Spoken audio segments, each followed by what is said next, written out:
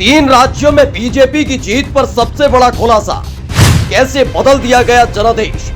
EVM ने नहीं, सफेद पोशों ने दिया जनता को धोखा। तो साहिब की भक्ति कर गई काम, संबित बाबू को मिल गया पद, नया नाम, पद बन गए चुनाव आयुक्त। संसद के अंदर हुआ ऐलान, लोकसभा चुनाव से पहले चुनाव आयुक्त तो चुनने की प्रक्रिया में बड़ा बदलाव। अब साहिब और उनके कारिंदे ही चुनेंगे नया चुनाव आयुक्त। कि चाहे भाजपा अगर कल तो संबित पात्रा को चीफ इलेक्शन कमिश्नर बना सकती है मैडम, और 2:1 के रेशियो से संबित पात्रा देश के चीफ इलेक्शन कमिश्नर बन सकते हैं। आप सोचिए कि ये कितना खतरनाक होगा अगर वो चीफ इलेक्शन कमिश्नर बन गए।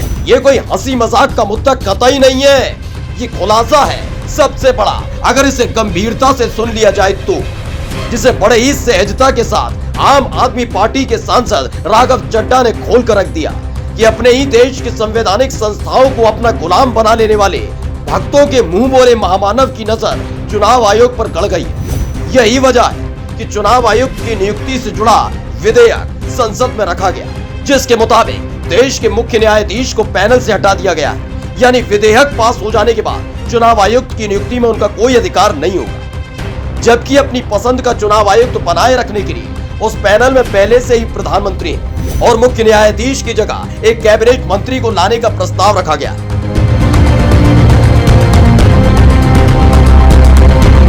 अब इसे जरा ग्राफिक्स के जरिए समझ लीजिए।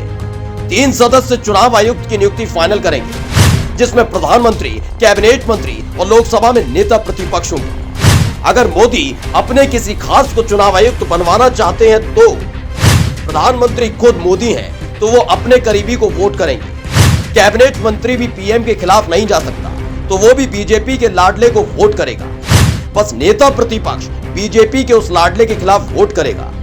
यानी न चाहते हुए भी आसानी से मोदी का वो लाडला 2 वोट मिलने पर चुनाव आयुक्त बन जाए। इसी बात को बड़ी सहजता के साथ राघव चड्ढा ने समझाया।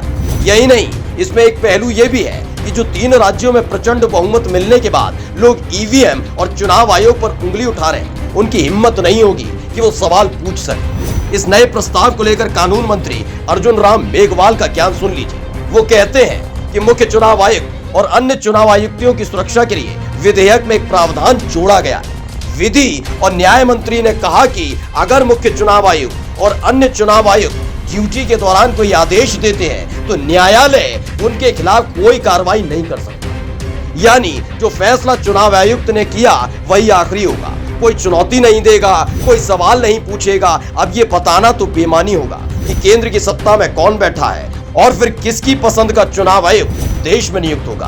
बाकी क्या है, बाकी तो रामराज चल ही रहा है। Special desk the content.